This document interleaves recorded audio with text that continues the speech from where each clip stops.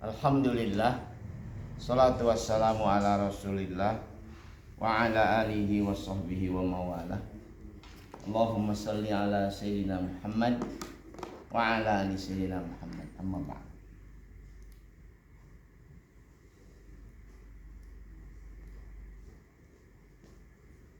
Tes 1 2 3. Alhamdulillah, jamaah subuh yang Allah muliakan.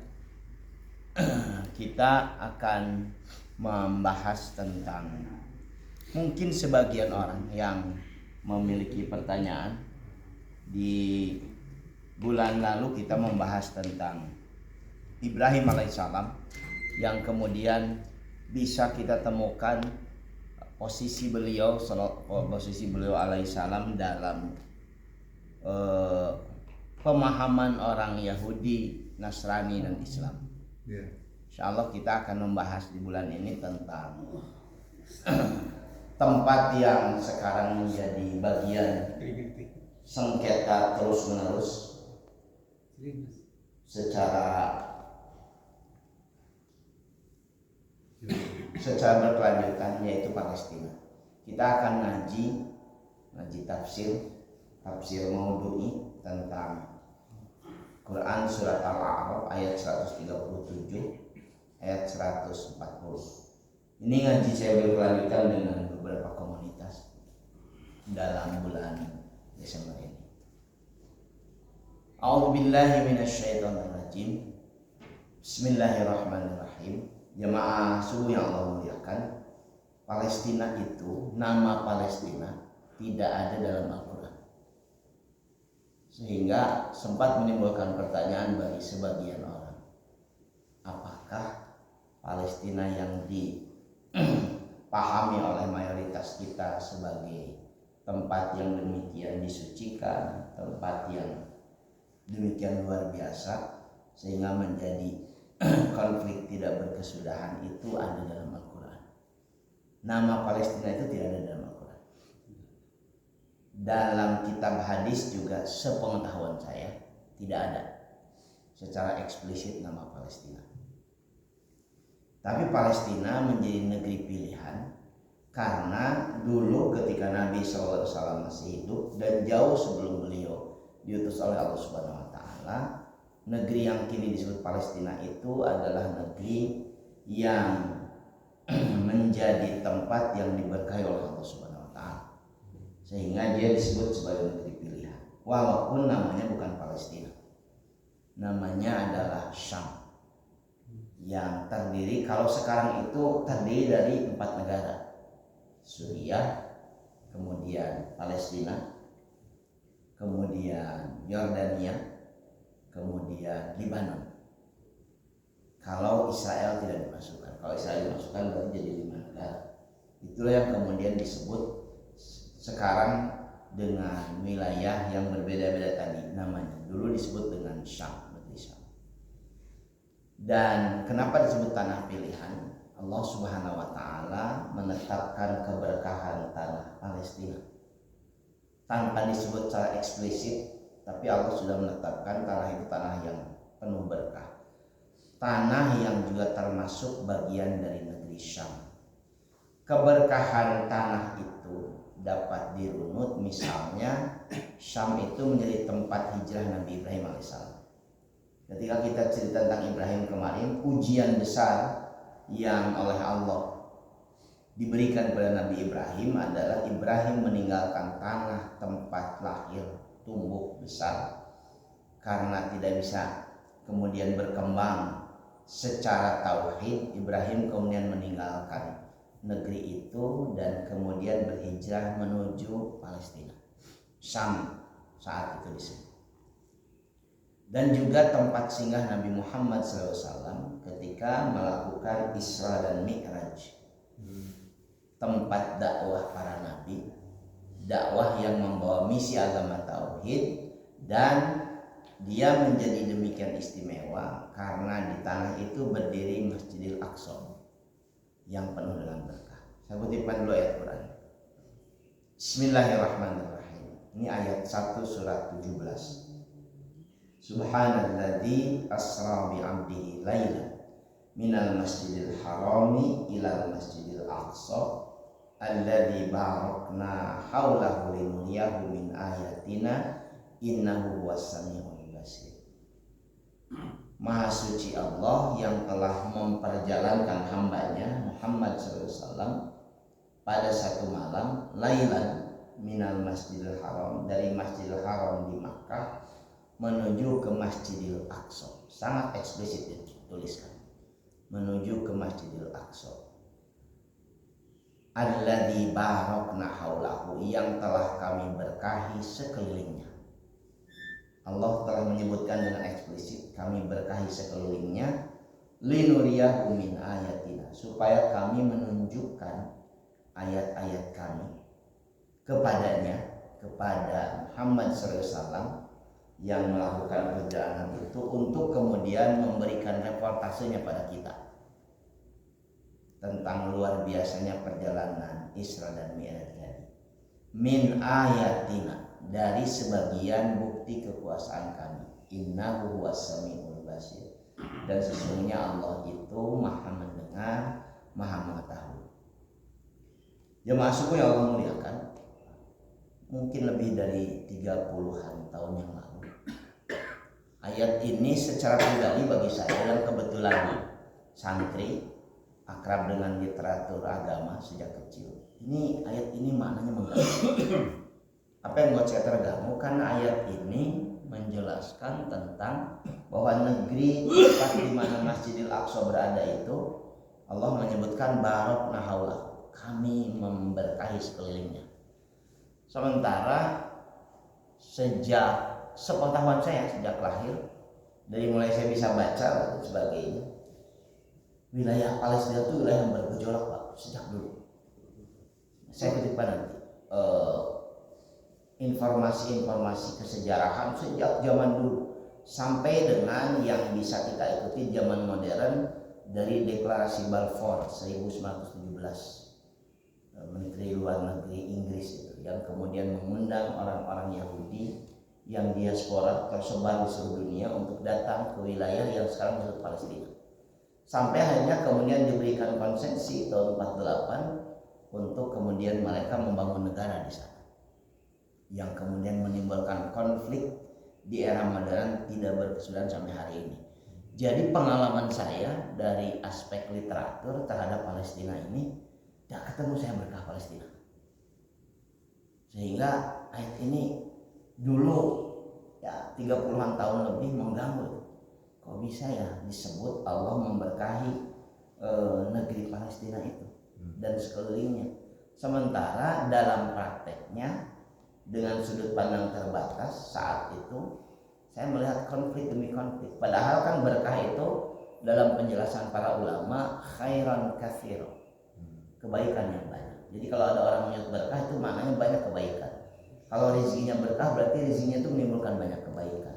Kalau umurnya berkah berarti umurnya itu menimbulkan banyak kebaikan. Kalau ilmunya berkah berarti ilmunya itu menimbulkan banyak kebaikan. Nah, sekarang dalam definisi itu kalau kita masukkan ke sini, pemikiran saya dulu 30-an tahun yang lalu, alladzi barakna haulahu, yang kami berkahi negeri itu dan sekelilingnya. Di mana banyak kebaikannya, itulah pertanyaan itu muncul.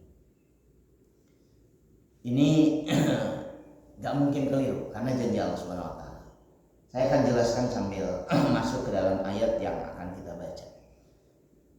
Wa awrathnal qauma alladzina kanu yustad'afuna masyariqal ardi wa magharibaha allati barakna fiha wa tammat kalimatu rabbikal husna ala bani Israil bima sabar wa dammarna ma kana yasna'u fir'aun wa qaumuhu wa ma kanu ya'rishun. Ini surat Al-A'raf ayat 137. Dan kami telah mewariskan kepada kaum yang mereka mengalami yustad'afun, dilemahkan, direndahkan, dihina, dicaci maki, sehingga tidak hidup seperti manusia pada umumnya. Apa yang diwariskan Allah adalah masyariqal ardi, wilayah bagian barat, bagian timur, wa maghribah, dan wilayah bagian barat. allati barakna fiha, yang telah kami berikan berkah, telah kami berkahi di seluruh tempat itu.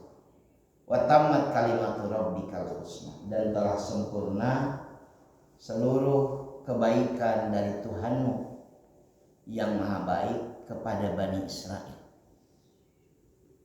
Bima sabaru, karena kesabaran mereka. Wa dammarna makana yasna'u fir'aun, dan kami hancurkan semua hal yang telah dibuat oleh Fir'aun dan kaumnya. Wa makanu ya'risun, dengan kehancuran yang sehancur-hancurnya dari seluruh yang mereka bangun. Lewat ayat 137 ini saya sedang menjawab satu pertanyaan, yang apakah orang Yahudi itu memiliki alasan yang bisa diterima ketika mereka mengklaim bahwa Palestina itu adalah ardul mi'ad, tanah yang dijanjikan kepada mereka. Ini alasannya dari aspek teologis. Nanti beberapa ayat yang lain juga. Artinya klaim orang Yahudi, orang Bani Israel bahwa Palestina adalah tanah mereka, secara teologis diberikan alasannya dalam Al-Quran. Di luar Taurat, di luar Injil dan lain sebagainya. Sehingga demikian ngotot mereka, orang-orang Yahudi itu menyatakan bahwa tanah itu adalah tanah yang dijanjikan kepada mereka oleh Allah Subhanahu wa taala sejak zaman Ibrahim alaihissalam. Mari kita lanjutkan. Wajawazna bi Bani Israel al-bahra fa'atau ala qaumin ya'kufuna ala asnamin lahum qalu ya Musa ja'al lana ilahan kama lahum aliha qala innakum qaumun tajhalun. Kalau ayat pertama tadi menjanjikan tanah dari wilayah timur sampai wilayah barat di tanah yang diberkahi, yang kata surat Al-Isra adalah tanah yang ada Masjidil Aqsa di dalamnya, yaitu Palestina tadi, dengan catatan karena Bani Israel itu adalah bersabar 930 tahun. Sepanjang pengetahuan saya dalam literatur yang saya baca, mereka mendapatkan keburukan perlakuan dari Fir'aun. Jadi mungkin 4-5 Fir'aun, karena Nabi Musa saja mengalami 2 Fir'aun dalam sejarah kenabiannya. Bani Israel mengalami ya mungkin 4-5 Fir'aun sepanjang hampir 1000 tahun, 930-an tahun. Mereka mengalami penindasan luar biasa dan mereka bisa tetap bersabar. Mereka tetap bertauhid, mereka tetap misalkan menyembah Allah Subhanahu wa taala, karena itu kepada mereka dijanjikan. Janji itu berlaku kepada mereka karena keimanan mereka, karena kesabaran mereka dalam iman.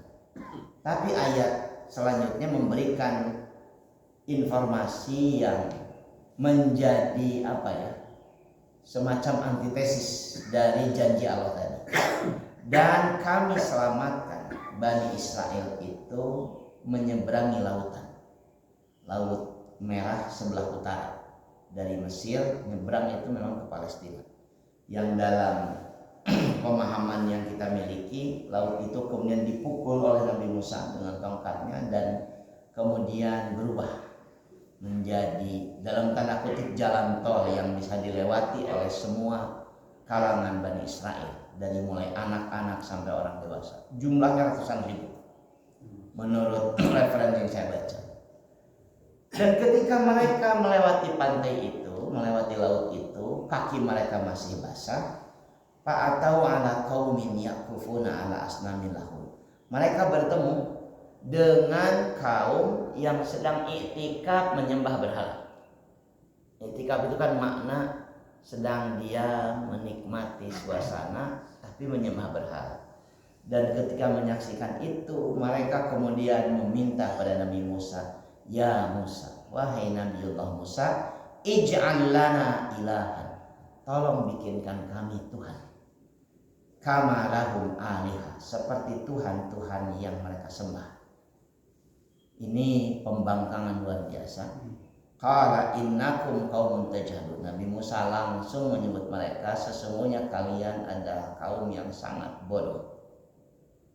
Karek disalamatkan ke Allah Subhanahu wa taala, kaki mereka masih basah dengan Laut Merah yang mereka seberangi dari penindasan Firaun sedemikian lama, baru saja diselamatkan masuk ke tanah yang dijanjikan pada mereka. Mereka kemudian melakukan pembangkangan dengan meminta Nabi Musa membuatkan bagi mereka satu Tuhan, seperti Tuhan yang disembah oleh orang-orang yang bertemu dengan mereka.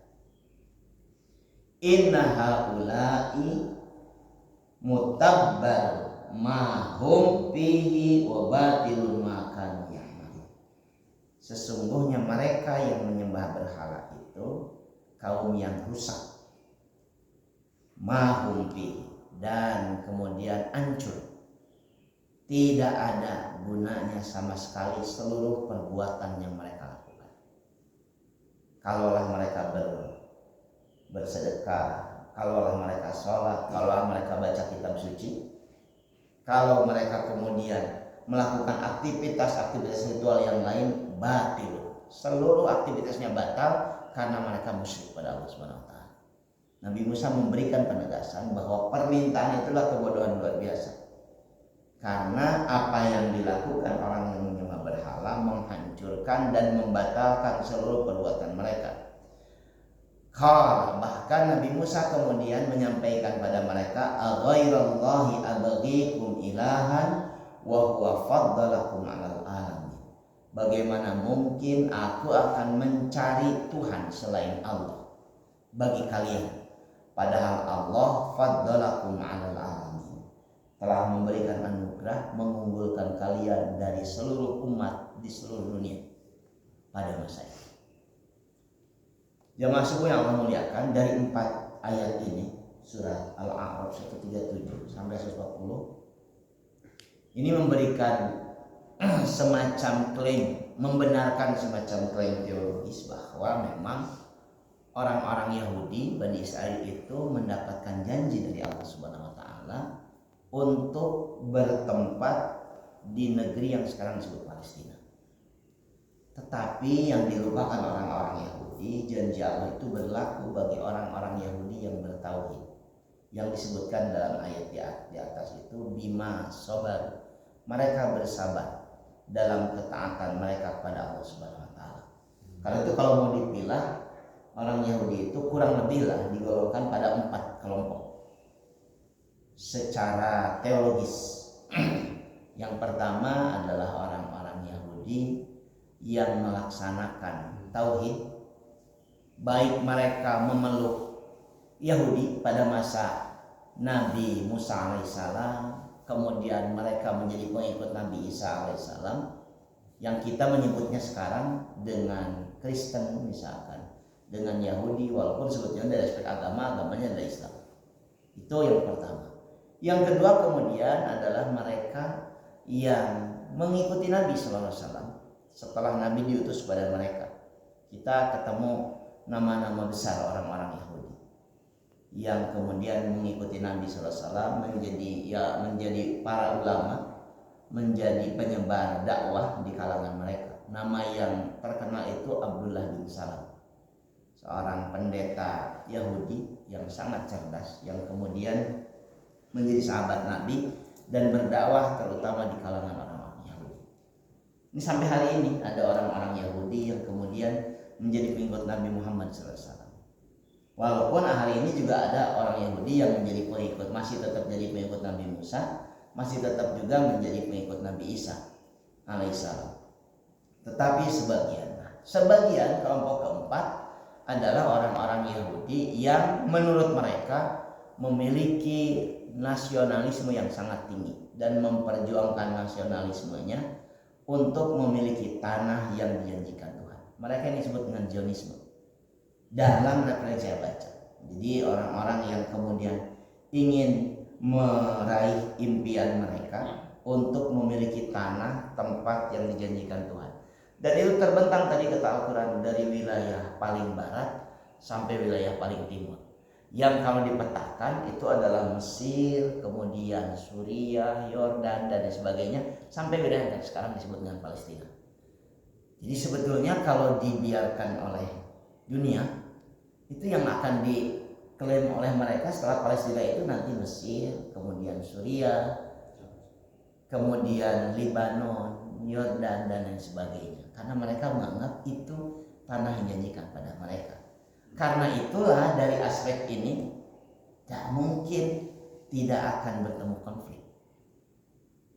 Bahkan seorang guru besar Yahudi, seorang profesor di Amerika, videonya viral di grup-grup WhatsApp ketika berbicara di satu mungkin simposium lah, menyikapi tentang apa yang terjadi di Palestina.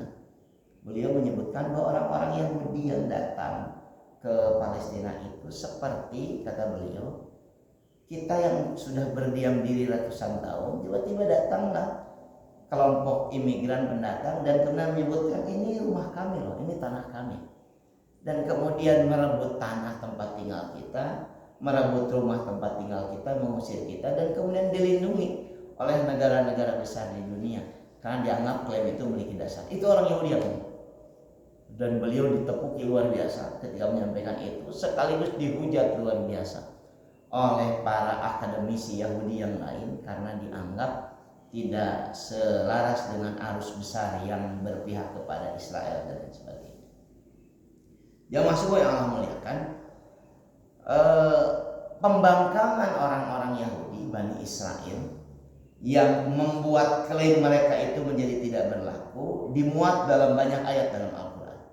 Selain ayat yang tadi, ini ayat yang juga memberikan penjelasan betapa membangkangnya mereka. Surat Al-Maidah ayat ke-21. Ya qaumi dakhulul arda al-muqaddasah allati kataballahu lakum wa la tartaddu ala adbarikum fatanqalibu khasirin.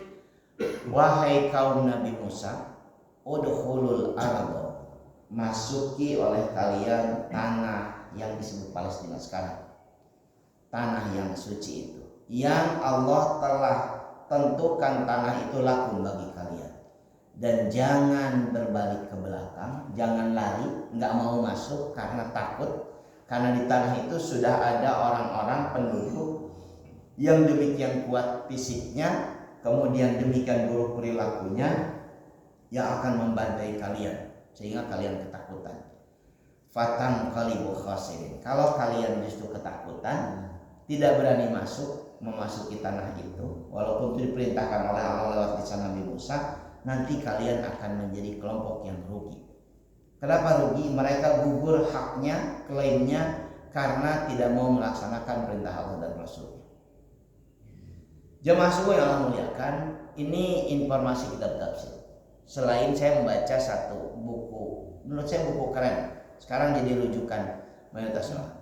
Sejarah Yahudi itu bermula sejak Israel. Israel itu nama sebutan kepada Nabi Yakub alaihissalam. Nabi Yakub itu bin Ishak, putranya Nabi Ishak, bin Ibrahim, putranya Nabi Ibrahim al-Khalil. Jadi cucunya Nabi Ibrahim. Karena itu Ibrahim alaihissalam tidak termasuk Yahudi. Wala Yahudiyan wala Nasraniyan. Dia bukan Yahudi, bukan Nasrani, hanifan muslimah kata Al-Quran, tetapi dia seorang muslim yang hanif. Karena diklaim oleh orang Yahudi, Ibrahim itu Yahudi, diklaim oleh orang Nasrani, Ibrahim itu Nasrani. Ini penjelasannya dalam Quran surat Yusuf ayat 100. Mereka tinggal di wilayah Kan'an, dulu disebutnya, wilayah yang sekarang disebut Palestina. Dan mereka itu memiliki jumlah dari 12 klan, karena putranya Nabi Yakub itu 12 orang yang kemudian membentuk klan, 12 klan Yahudi. Dan mereka itulah yang disebut dengan asbah dalam Al-Quran, suku-suku Bani Israel. Mereka hidup sederhana, fil badi'ah, disebutnya kaum Badui, orang-orang Badui, orang-orang pinggiran. Dan istilah bahasa Arab itu Badui itu kan pinggiran, orang-orang pinggiran. Hidup jadi petani, karena jumlahnya besar, setiap anaknya memiliki, kalaulah setiap anak punya 10, berarti saat itu cucunya Nabi Yakub itu sekitar 120 keluarga, berkembang luar biasa. sehingga seolah-olah menjadi seperti katakanlah semacam kerajaan karena besar jumlah sukunya, walaupun bukan pemimpin formal Nabi Yakub itu. Dan ketika Allah menempatkan Yusuf alaihissalam sebagai pejabat penting di Mesir, menjadi kabulog, sekaligus juga katakanlah sampai menjadi perdana menteri, Yusuf alaihissalam meminta orang tuanya, meminta keluarganya untuk pindah ke Mesir. Untuk pindah ke Mesir, hidup bersama dalam kehidupan yang menyenangkan, karena Nabi Yusuf sebagai decision maker, sebagai orang yang luar biasa. Ini masa menyenangkan orang-orang Yahudi. Setelah Nabi Yusuf wafat, meninggal dunia, perjalanan waktu berubah, kepemimpinan berganti, rezim yang tadinya adil kepada orang-orang Yahudi itu berbalik menjadi rezim yang demikian menakutkan. Kalau ditanya alasannya kenapa, karena raja saat itu Firaun bermimpi kerajaannya dihancurkan oleh orang Yahudi, oleh anak Yahudi. Karena itu kemudian beliau atas saran dari semua tukang sihirnya melakukan pembantaian pada orang-orang Yahudi dalam jangka waktu yang sangat lama, sehingga Al-Quran kemudian merekam itu dengan ayat-ayatnya, diantaranya ayat yang menyebutkan wa idna jainakum min ali fir'auna yasumunakum su'al adab yudabbihuna abna'akum wa yastahyuna nisa'akum wa fi dzalikum mir rabbikum adzim. Ingatlah ketika kami menyelamatkan kalian orang-orang Bani Israel dari Fir'aun dan para pengikutnya, di mana mereka telah menimpakan kalian adab yang sangat berat. Saking beratnya dijelaskan, yudabbihuna abna'akum, mereka menyembelih anak-anak laki-laki kalian dan mereka membiarkan hidup anak-anak perempuan kalian. Kalau ditanya kenapa kemudian mereka disembelih laki-lakinya dan perempuannya dibiarkan hidup, supaya potensi perlawanan, pemberontakan itu tidak ada. Dan kenapa yang perempuan dibiarkan hidup? Untuk dihinakan, menjadi budak, hamba sahaya yang kemudian dijadikan pelampiasan syahwat, ditempatkan dalam kedudukan yang sangat buruk oleh Fir'aun dan para pengikutnya. Allah menyebutkannya ini adab mir rabbikum adzim, sangat besar dan lain sebagainya. Penderitaan Yahudi. Saya masih lanjutkan. Orang-orang yang kemudian bersama Nabi Musa, ini kitab ini sedang diterjemahkan, bagus sekali. Kitab ini menjelaskan. Ternyata ketika Nabi Musa datang mengajak mereka untuk meninggalkan Mesir, untuk meninggalkan penjajahan, sangat sulit. Ratusan tahun Nabi Musa bersama mereka, karena orang-orang Yahudi yang sudah diperlakukan demikian buruk oleh Firaun itu menjadi orang-orang Yahudi dengan kualitas terburuk. Apa kualitas terburuk itu?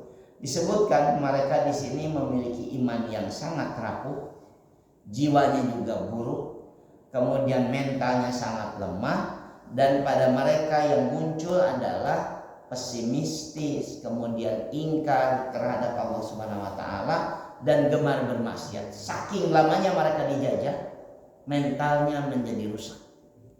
Sebagian besar bangsa Indonesia dulu mengalami begitu, saking lamanya terjajah jadi menikmati penjajahan sehingga memuja para penjajahnya, menganggap sebagai kebaikan dan kemudian menghancurkan bangsa sendiri.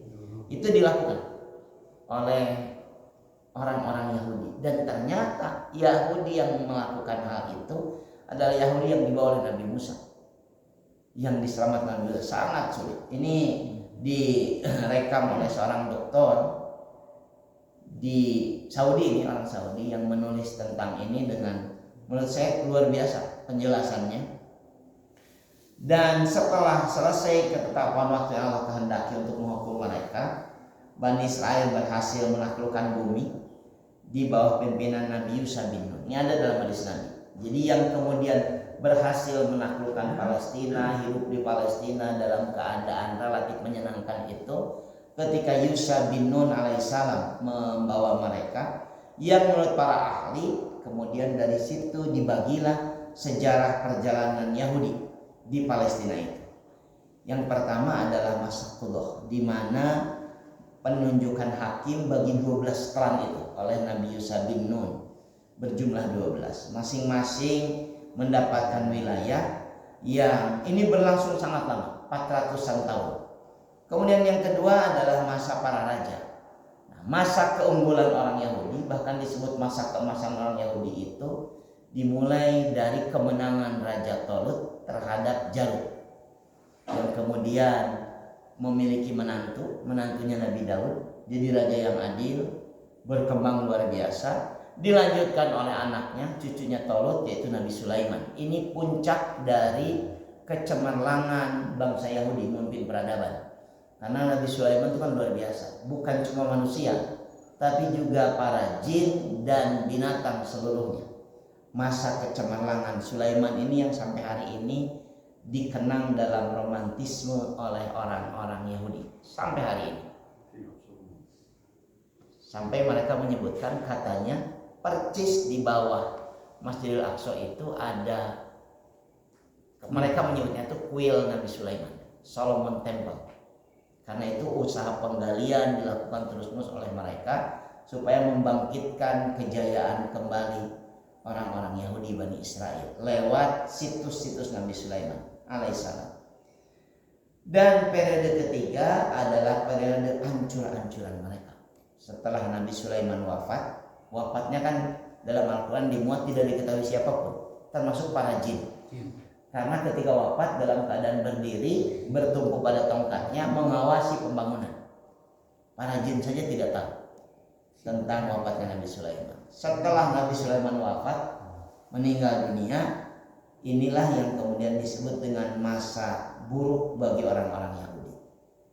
Mereka kembali mendapatkan hal-hal buruk, dijajah lagi oleh bangsa-bangsa setelah mereka.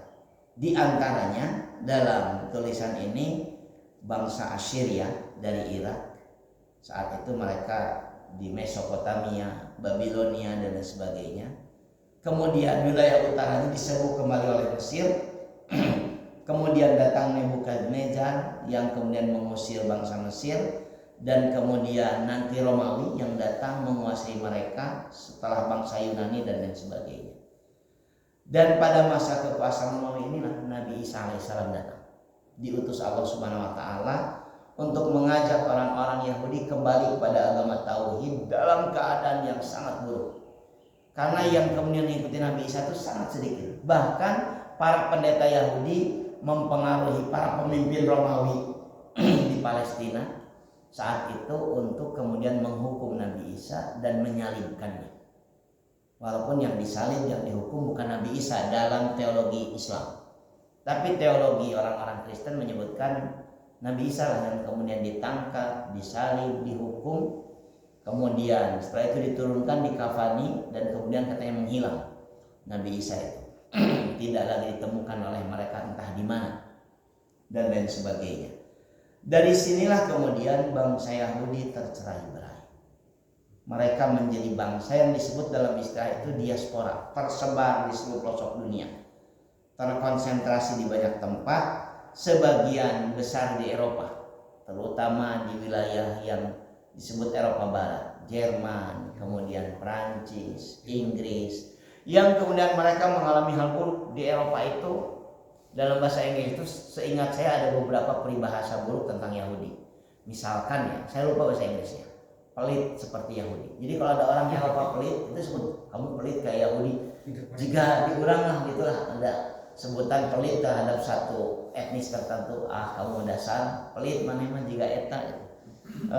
Orang Yahudi itu dibully habis-habisan di Eropa.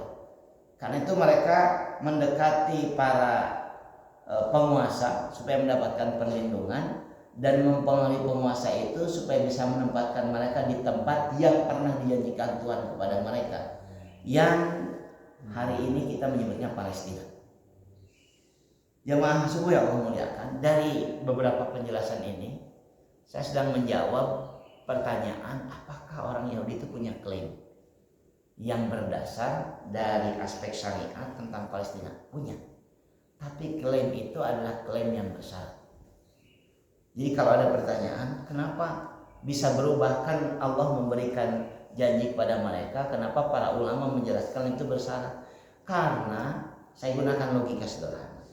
Kalau kita punya orang yang membantu kita, yang kemudian sepanjang hidup kita dia mengabdi kepada kita dalam kebaikan, dalam pekerjaan yang produktif, sehingga kemudian kita mempersilahkannya untuk tinggal bersama kita. Tapi kemudian setelah kita tiada, dia berbuat buruk kepada anak-anak kita. Justru memperlakukan anak-anak kita dengan buruk, memperlakukan harta kita juga dengan buruk. Wajar kalau kemudian anak-anak kita tidak berkenan lagi untuk bersama dengan dia. Orang-orang Yahudi yang diberikan janji oleh Allah Subhanahu wa taala karena taat kepadanya, kemudian menggenggam agama tauhid sepanjang hidupnya, Allah kemudian memberikan janji kepada mereka tanah yang sekarang disebut dengan Palestina, tanah yang dijanjikan itu. Tapi perilaku mereka terus-menerus melakukan keburukan, terus-menerus menimbulkan permusuhan, menimbulkan konflik dan lain sebagainya. Maka wajar kalau kemudian klaim itu dicabut, sehingga kemudian tidak pantas orang-orang yang ingkar, orang-orang yang fasik, orang-orang yang musyrik itu mendapatkan tempat yang sudah Allah sucikan sebagai tempat suci. Jadi kiblat pertama umat Islam. Bangsa Romawi menguasai tanah Baitul Maqdis sangat lama, sampai abad pertama Hijriah. Dari abad pertama Hijriah itulah kita kemudian bisa mengetahui bahwa Umar bin Khattab radhiyallahu an berhasil mengambil alih penguasaan tanah Palestina yang penuh berkah ini dari bangsa Romawi yang memeluk agama Nasrani, termasuk Palestina dan seluruh wilayah Syam pada masa Umar bin Khattab. Bahkan kalau Bapak melihat Masjidil Aqsa itu kan ada 2 masjid. Ada yang kuning, yang domrok itu, ada yang satu yang hitam. Nah, yang dibangun Umar bin Khattab itu yang hitam itu. Yang disebut dengan Masjidil Aqsa itu yang satunya lagi, bukan yang kubahnya keemasan dan lain sebagainya. Sehingga walaupun itu sampai hari ini membingungkan mayoritas umat Islam. Gimana kita Masjidil Aqsa teh? Ya udah pokoknya wilayah itulah wilayah yang disucikan itu saja dan lain sebagainya. Semua itu. Ya, semua itu wilayah yang disucikan. Cuman kalau ditanya yang mana, katanya yang ini yang dibangun oleh Umar bin Khattab dan lain sebagainya. Mayoritas umat Islam kebingungan dengan itu, sehingga para ulama pernah menyebutkan yang manapun kalian gunakan salat itu ada tempat suci. 14,4 km. Jumlahnya ya 14,4 km kan sangat luas dan lain sebagainya. Itulah yang menjadi konflik 3 agama, Islam, Kristen dan Yahudi sampai hari ini. Ini penjelasan bahwa Umar bin Khattab pernah kemudian pada tahun 16 Hijriah menguasai itu dan menjadikannya sebagai Darul Islam, sebagai wilayah kekuasaan Islam, dan kemudian orang-orang Romawi yang menguasai itu dikalahkan. Karena nenek moyangnya pernah berdiam di sana, klaim ini muncul sekarang karena seperti itu. Membuat kaum Yahudi merasa memiliki hak atas tanah Palestina. Alasan mereka karena mereka telah mendiaminya sejak zaman Nabi Ibrahim. Yang dalam aspek teologi Islam ini enggak. Zaman Nabi Ibrahim tidak ada orang Yahudi. Orang Yahudi munculnya ketika masa Nabi Yakub alaihissalam dan lain sebagainya. Karena itu kemudian Yahudi pernah diusir, melakukan pemberontakan di Palestina kepada Romawi, pernah diusir dan lain sebagainya. Umar bin Khattab juga mengusir mereka karena mereka terus-menerus melakukan hal buruk di sana. Dari semua tanah suci yang dikuasai umat Islam, orang Yahudi memang terusir. Dari Madinah mereka diusir. Dari Makkah mereka nggak dapat tempat. Di Palestina juga mereka diusir dan lain sebagainya. Mereka menyebutkan bahwa itulah Ardul Mi'ad, tanah yang dijanjikan. Sepanjang, lihat klaimnya, bahkan termasuk sungai yang sekarang ada di wilayah Irak. Sungai Efrat, Sungai Tigris dan lain sebagainya.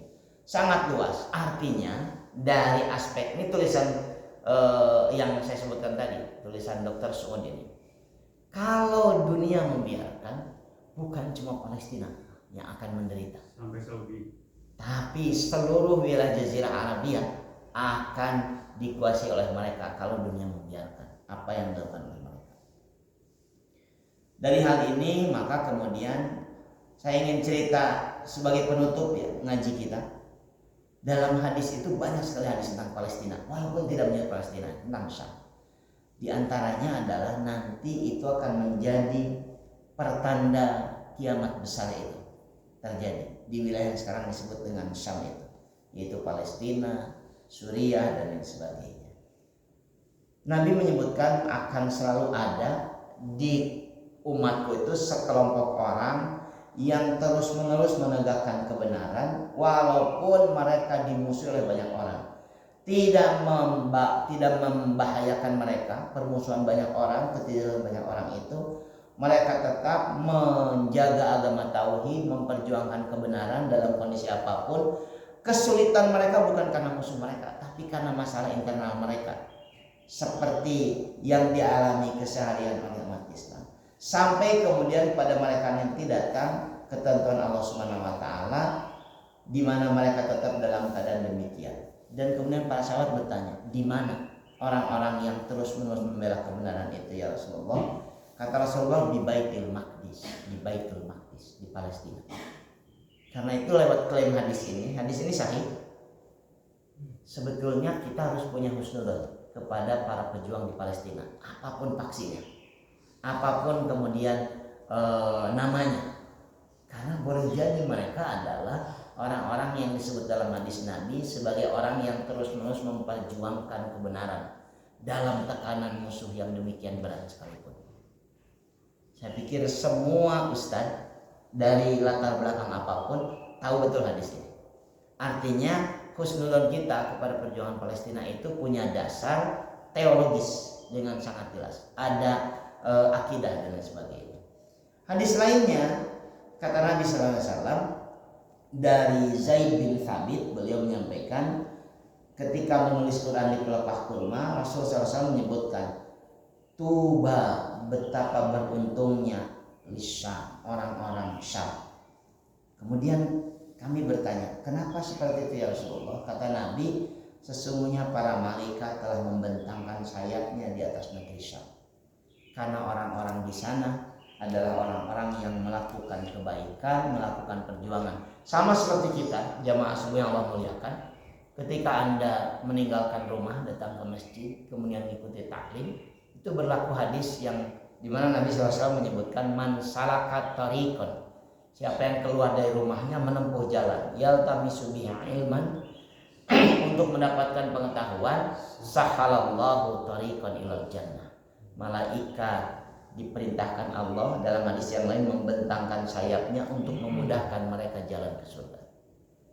Jadi orang penuntut ilmu, orang yang berjihad, orang yang bersedekah, orang yang kemudian membantu banyak orang yang kesulitan, dibentangkan sayap para malaikat supaya mereka bisa meniti jalan menuju surga. Itu yang terjadi pada bangsa Syam, pada orang-orang Palestina. Lewat kuliah ini sekali lagi saya menyampaikan jawaban bahwa walaupun klaim orang Yahudi itu berdasar, tapi klaim itu bukan klaim yang berlaku terus, berlakunya ketika mereka taat. Karena Allah tentu tidak mungkin, menurut para ulama tidak mungkin Allah memberikan kebaikan, memberikan janji yang luar biasa menyenangkan bagi orang-orang yang ingkar dan musyrik kepadanya. Jadi janji Allah akan tempat yang menyenangkan bagi orang-orang Yahudi itu karena mereka taat pada Allah Subhanahu wa taala, memegang agama tauhid. Sementara dalam prakteknya sekarang kan kita melihat betapa buruknya perilaku yang dilakukan oleh orang-orang Yahudi di Palestina. Sebagian besar karena membentuk negara. Tentu sebagian Al-Qur'an juga menyebutkan ada yang tunduk pada Allah Subhanahu wa taala sebagainya. Jamaah subuh yang Allah muliakan, ini ngaji kita menjawab pertanyaan tentang klaim Yahudi dalam kehidupan mereka yang sampai hari ini klaim mereka itu didukung oleh mayoritas negara-negara maju. Ini cerita saya mengasihkan sampai jadi di bawah mimpi, mudah-mudahan bermanfaat yang saya sampaikan. Mohon maaf kalau banyak hal tidak berkenan. Insyaallah kita sambung dalam pertemuan selanjutnya. Aku qouli hadza astaghfirullahi wa lakum subhanakallahumma wa bihamdika asyhadu an la ilaha illa anta astaghfiruka wa atubu ilaik. Assalamualaikum.